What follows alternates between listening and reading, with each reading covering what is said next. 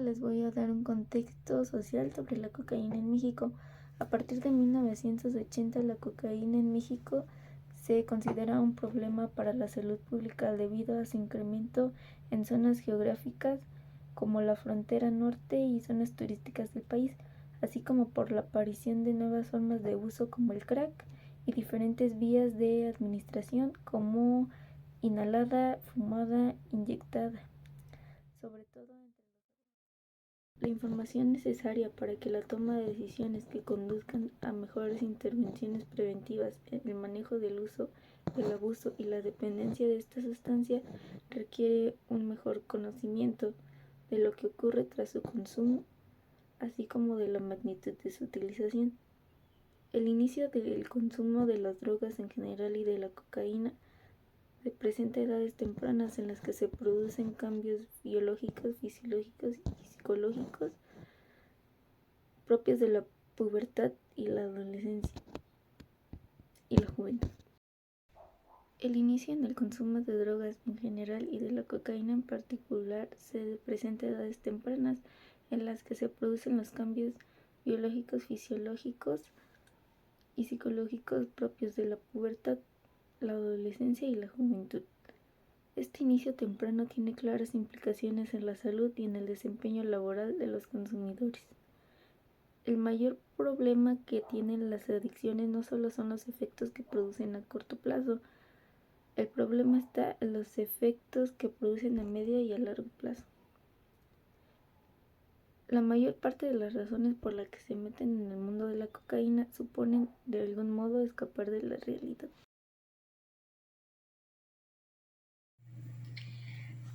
La cocaína es un alcaloide estimulante que se extrae de las hojas de la planta de coca, que crece principalmente en Perú y Bolivia. La hoja de coca se ha consumido por vía oral durante milenios y la sustancia de clorhidrato de cocaína se lleva consumiendo más de 100 años.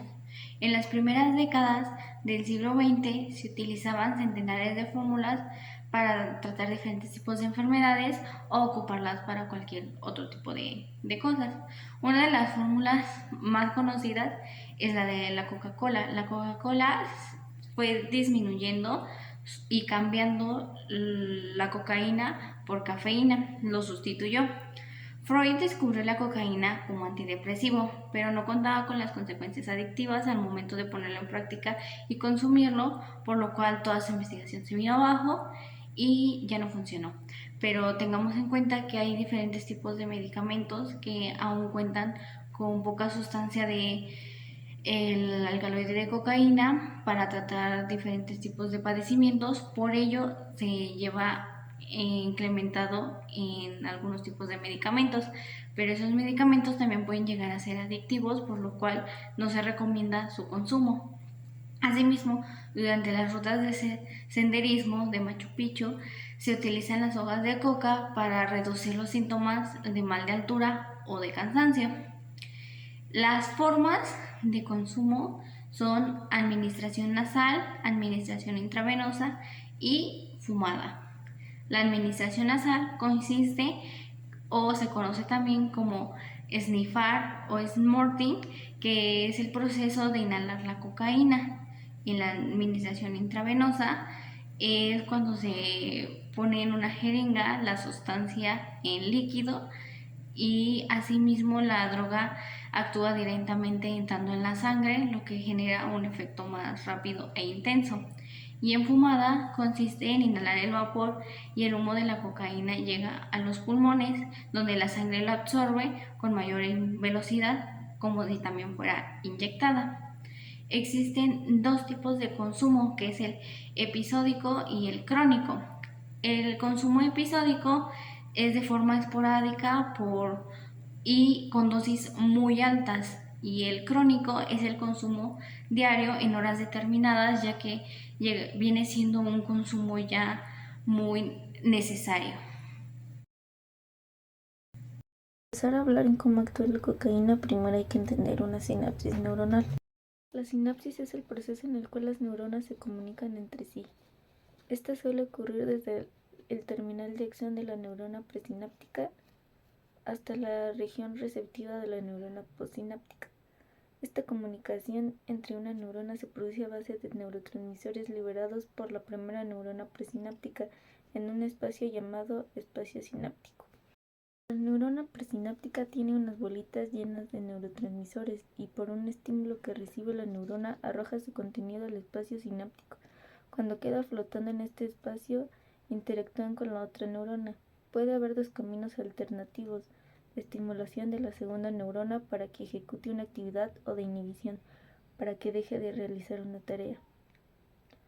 Normalmente lo que ocurre es cuando se libera un neurotransmisor al cabo de cierto tiempo, este termina siendo absorbido por la primera neurona en un mecanismo que permite la finalización de la sinapsis y el reciclado de neurotransmisores. ¿Qué ocurre con la cocaína? La cocaína interfiere en este último paso, en el paso de la recaptación, donde los neurotransmisores quedan estimulando más de la cuenta la segunda neurona sin que haya una finalización en tiempo y forma de la sinapsis neuronal. Interferir en esta finalización incrementan los aspectos de la sinapsis y genera la euforia característica de esta droga.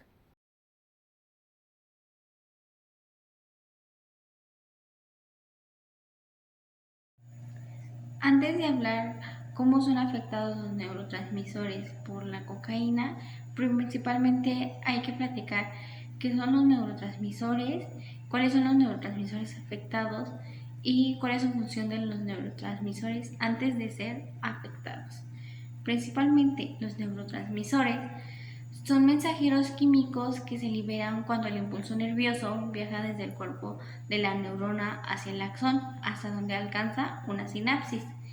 Los neurotransmisores que son afectados por la cocaína son la dopamina, noradrenalina y serotonina. La dopamina es el neurotransmisor causante de las sensaciones placenteras, que al buscar repetir dicha sensación está implicada en las conductas adictivas. Se localiza en el encéfalo y en el sistema nervioso central, así mismo como en el sistema nervioso autónomo. La noradrenalina, también conocida como epinefrina por su denominación común internacional, DSI, es una hormona y neurotransmisor que incrementa la frecuencia cardíaca, contrae los vasos sanguíneos, dilata las vías aéreas y participa en la relación de lucha y huida, asimismo como está en el sistema nervioso simpático. La serotonina, normalmente conocida como la hormona de la felicidad, porque está a niveles bajos, esta sustancia se asocia con la depresión y la obsesión. Es sintetizado a partir del triptófano, un aminoácido que no es fabricado por el cuerpo, por lo cual debe de ser aportado a través de la dieta para que se produzca la serotonina. Ahora sí, hablemos acerca de cómo estos neurotransmisores son afectados por la cocaína. El principal neurotransmisor implicado en las rutas de recompensa es la dopamina. Las dos principales vías dopaminérgicas implicadas en estos circuitos de recompensa son la mesolímbica y la mesocortical. La vía mesocortical tiene su origen en el área del tegmento ventral y proyecta al núcleo de accumbres, el septo y la amígdala. Por su parte, la vía mesocortical participa también en el área del tegmento ventral para terminar en las cortezas prefrontal y endorrinal. La cocaína actúa a través de un efecto directo en las terminales nerviosas en las áreas de proyección.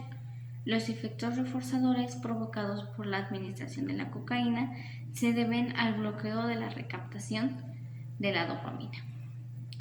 El exceso de la noradrenalina, el segundo neurotransmisor implicado, es el responsable de la mayoría de los efectos físicos y de las complicaciones agudas de la cocaína.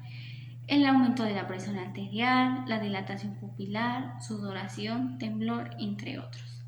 El consumo crónico también produce una disminución en la biodisponibilidad de la serotonina.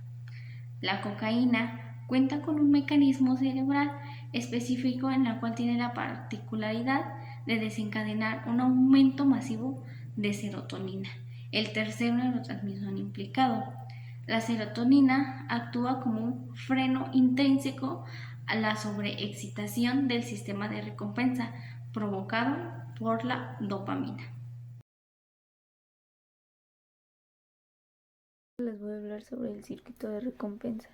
El circuito de placer o el circuito de recompensa desempeña un papel clave en el desarrollo de la dependencia a sustancias tanto en el inicio como en el mantenimiento y las recaídas. Se trata de un circuito cerebral existente no solo en el ser humano, sino compartido con la gran mayoría de los animales.